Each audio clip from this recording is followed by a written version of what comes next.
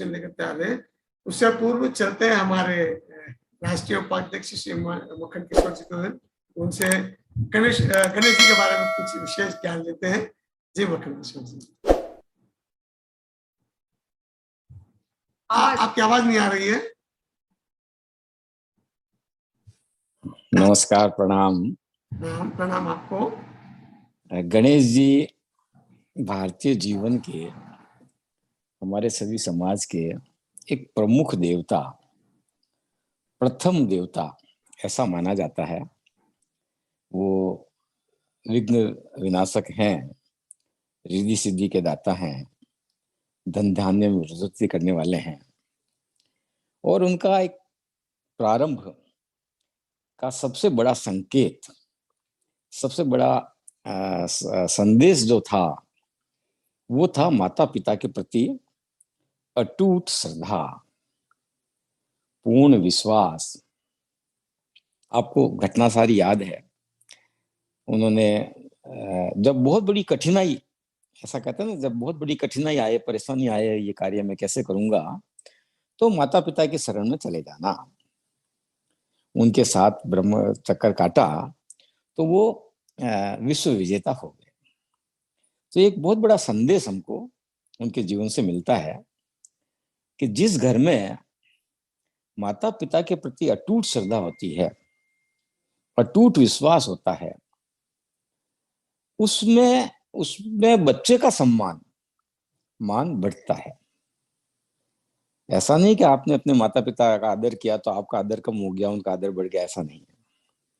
आप जितना उनका आदर करेंगे, उससे 10 गुना आदर हमारे जीवन में बढ़ता है। ये गणेश जी का प्रथम संदेश और उनकी जीवन की महानता का विशेष कारण, सफलता का विशेष कारण। अब गणेश के प्रति श्रद्धा, गणेश उत्सव को मनाना, ये वैदिक काल से अब तक हमारे देश में रहा है। और 4000-5000 वर्षों का जो हमारा इतिहास है, स्वर्णिम इतिहास है, उसमें वैदिक काल से लेकर चंद्रगुप्त, अशोक यहाँ तक के शासन काल में, और हमारा संपूर्ण भारत स्वतंत्र था, तो सब जगह विभिन्न रूपों में हम विभिन्न देवताओं के साथ गणेश जी की आराधना और गणेश उत्सव मनाते थे। राष्ट्रीय स्तर पर बहुत ज्यादा प्रचंड रूप में महाराष्ट्र में सातवाहन, राष्ट्रकूल, चालुक्य, ऐसे शासनों में सामूहिक रूप से, जैसे अभी अपन पूरे देश में सामूहिक रूप से मनाते हैं, वैसे घर घर में, मोहल्ले मोहल्ले में गणेश उत्सव मनाया जाता था। लगभग 1540 ईस्वी से 1947 तक हमारे देश का दुर्भाग्य रहा, हिंदू कमजोर हुआ। और जिस देश का राष्ट्रीय समाज कमजोर होता है, वहां की संस्कृति कमजोर होती है, तो गुलामी के दिन देखने पड़ते हैं, पराजय के गुण देखने पड़ते हैं। और ये हमारे देश के साथ भी हुआ।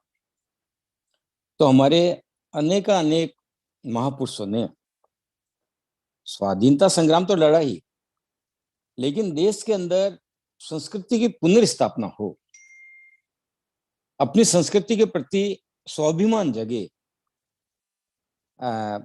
हिंदू जो अपने आप को भूल रहा था कि मैं हिंदू हूं, तो हिंदुत्व जगे, इस हेतु उन्होंने अनेकों प्रकार के कार्यक्रमों की रचना करके पूरे समाज में सामूहिक रूप से कार्यक्रमों का आयोजन हो, ऐसा आग्रह किया। तो स्वतंत्रता संग्राम की लड़ाई के अंदर या देश को आजादी करने में इन सभी उत्सवों का बहुत बड़ा योगदान रहा। अभी हमारे यहाँ मटकी उत्सव गया, गोविंदा वाला, तो वो भी मोहल्ले मोहल्ले में मनाना, घर घर में मनाना, समाज के लोग इकट्ठे होकर देश के और धर्म के प्रति जागृति लाना, ये एक कारण था जिसके कारण हिंदू समाज खड़ा हुआ। और जब हिंदू समाज खड़ा हुआ तो देश आजादी की ओर बढ़ा।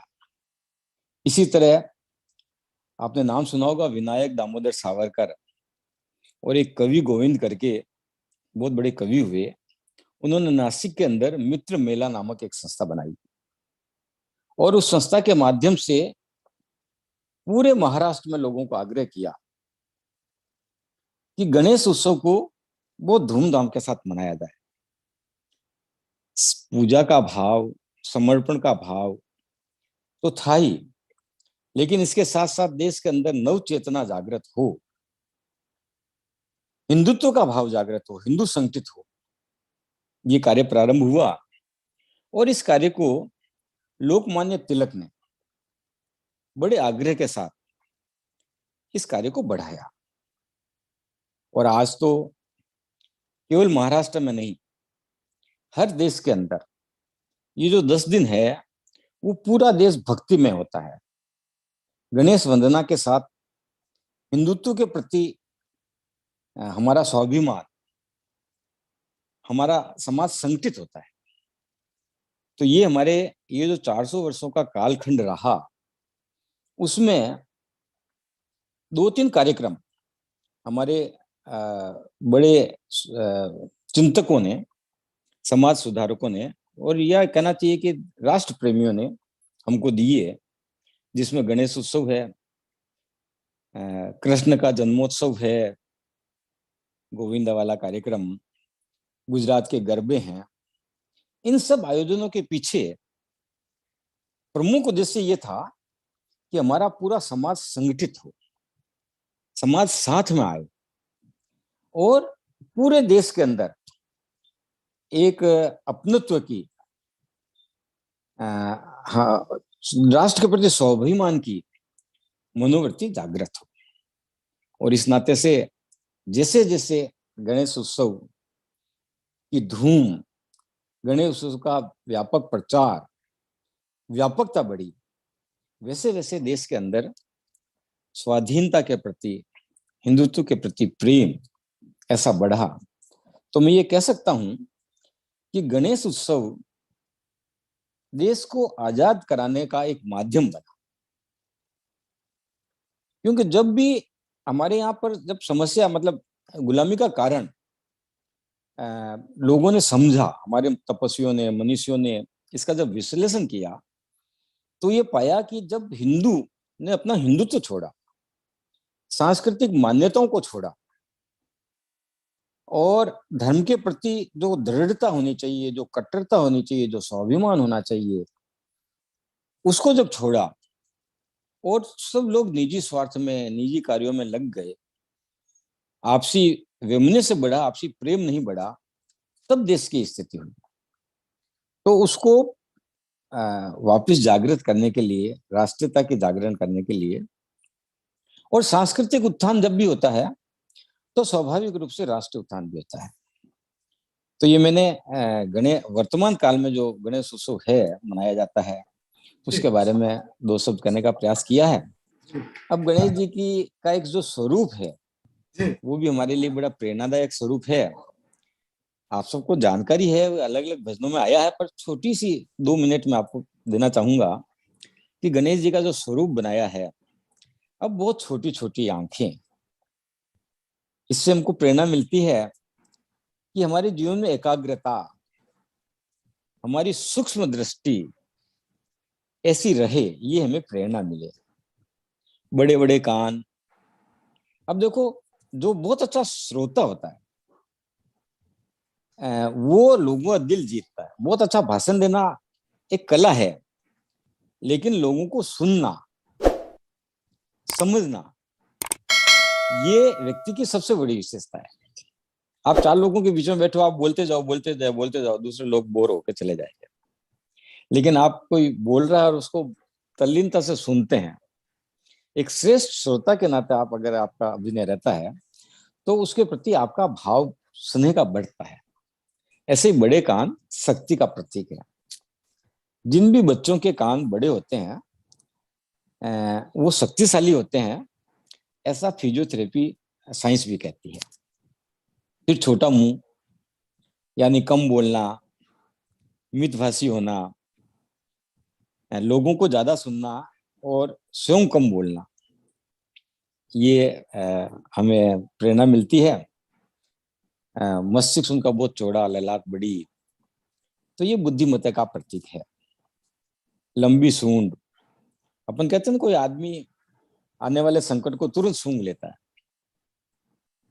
तो जिसका नाक सक्रिय होता है, मतलब सूंघने का मतलब केवल खुशबू सूंघने से नहीं है, समाज की हर परिस्थिति, आने वाली हर घटना को समय पर सूंघ लेना और समझ लेना, ये लंबी सूंड का प्रतीक कहलाता है। एक दंती, इससे हम ये प्रेरणा ले सकते हैं कि हमारे पास अनावश्यक संग्रह करने की आवश्यकता नहीं। हमारे पास 2 दांत है और उनका यूज नहीं है, तो उसको संग्रह करने की आवश्यकता नहीं, एक दांत से हमारा काम चल सकता है। ऐसे ही बड़ा पेट,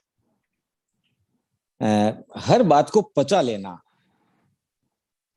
विशेषकर सामाजिक कार्य करते हुए आपको कई तरह की बातें, कई तरह की लोगों की शिकायतें एक दूसरे के माध्यम से मिलती है, और अगर आपका पेट बड़ा है तो आप उन चीजों को पचा लेते हैं। और जो लोगों की बातों को पचा लेता है वो ही नेतृत्व कर पाता है।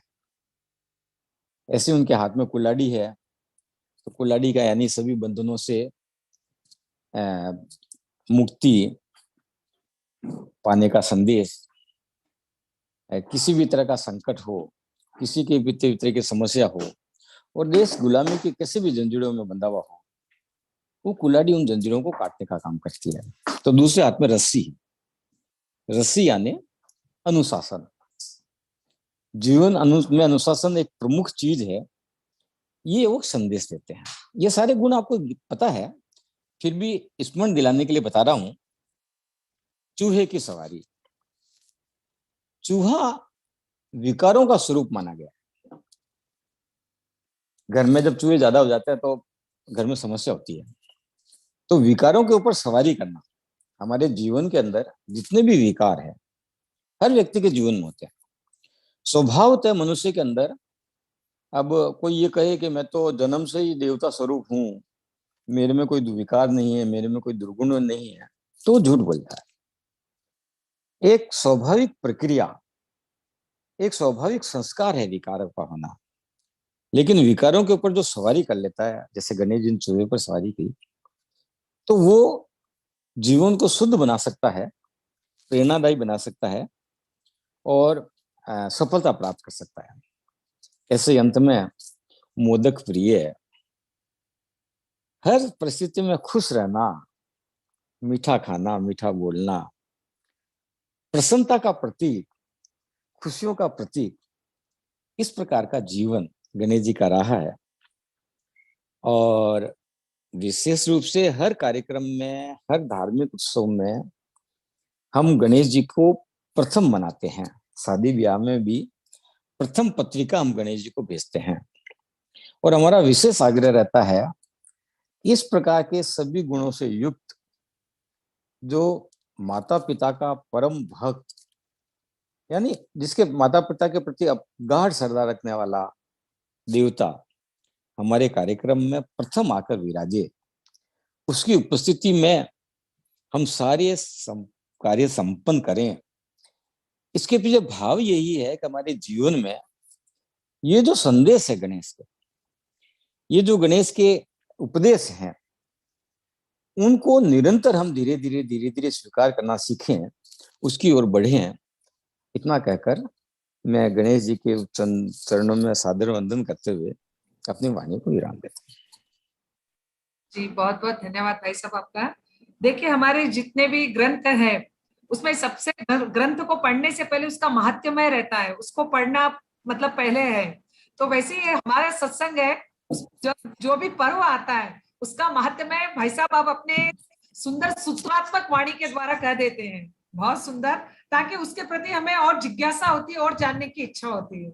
बहुत बहुत धन्यवाद आपका जी। बहुत बहुत धन्यवाद भाई साहब आपका। बस इसी तरह अपना आशीर्वाद हम सब पर बनाए रखे। बहुत बहुत धन्यवाद। सियावर रामचंद्र की जय। जैसे कि गणेश पर्व चल रहा है, गणेश जी का उत्सव चल रहा है, तो आइए आज हम अपना कीर्तन रूपी पुष्प भी गणेश जी के चरणों में अर्पित करते हैं जी। जय श्री राम। सभी को एकल प्रणाम। गणपते नमो नमः, श्री विनायक नमो नमः, अष्टविनायक नमो नमः, गणपति बाप्पा मोरया। ओम गण गणपते नमो नमः, श्री सिद्धि विनायक नमो नमः, अष्टविनायक नमो नमः, गणपति बाप्पा मोरया। जय हो। नमो नमः, श्री सिद्धि विनायक नमो नमः, अष्टविनायक नमो नमः, गणपति बाप्पा मोरया। ओम गण गणपते नमो नमः, श्री सिद्धि विनायक नमो नमः, अष्टविनायक नमो नमः, गणपति बाप्पा मोरया। ओम गणपते नमो नमः, श्री सिद्धि विनायक नमो नमः, अष्टविनायक नमो नमः, गणपति बाप्पा मोरया। ओम गण गणपते नमो नमः, श्री सिद्धि विनायक नमो नमः, अष्टविनायक नमो नमः, गणपति बाप्पा मोरया। गणपते नमो नमः, श्री सिद्धि विनायक नमो नमः, अष्टविनायक नमो नमः, गणपति बाप्पा मोरया। ओम गम गणपते नमो नमः, श्री सिद्धि विनायक नमो नमः, अष्टविनायक नमो नमः, गणपति बाप्पा मोरया। ओम गणपते नमो नमः, श्री सिद्धि विनायक नमो नमः, अष्टविनायक नमो नमः, गणपति बाप्पा मोरया। ओम गण गणपते नमो नमः, श्री सिद्धि विनायक नमो नमः, अष्टविनायक नमो नमः, गणपति बाप्पा मोरया। गणपते नमो नमः, श्री सिद्धि विनायक नमो नमः, अष्टविनायक नमो नमः, गणपति बाप्पा मोरया। ओम गण गणपते नमो नमः, श्री सिद्धि विनायक नमो नमः, अष्टविनायक नमो नमः, गणपति बाप्पा मोरया। ओम गणपते नमो नमः, श्री सिद्धि विनायक नमो नमः, अष्टविनायक नमो नमः, गणपति बाप्पा मोरया। ओम गण गणपते नमो नमः, श्री सिद्धि विनायक नमो नमः, अष्टविनायक नमो नमः, गणपति बाप्पा मोरया। ओम गणपते नमो नमः, श्री सिद्धि विनायक नमो नमः, अष्टविनायक नमो नमः, गणपति बाप्पा मोरया। ओम गण गणपते नमो नमः, श्री सिद्धि विनायक नमो नमः, अष्टविनायक नमो नमः, गणपति बाप्पा मोरया। ओम गणपते नमो नमः, श्री सिद्धि विनायक नमो नमः, अष्टविनायक नमो नमः, गणपति बाप्पा मोरया। ओम गण गणपते नमो नमः, श्री सिद्धि विनायक नमो नमः, अष्टविनायक नमो नमः, गणपति बाप्पा मोरया। गणपति बाप्पा मोरया। गणपति बाप्पा मोरया। ओम गणपति बाप्पा मोरया। ओम गणपति बाप्पा मोरया। ओम गणपति बाप्पा मोरया। ओम गणपति बाप्पा मोरया। बोलिए श्री गजानंद महाराज की जय।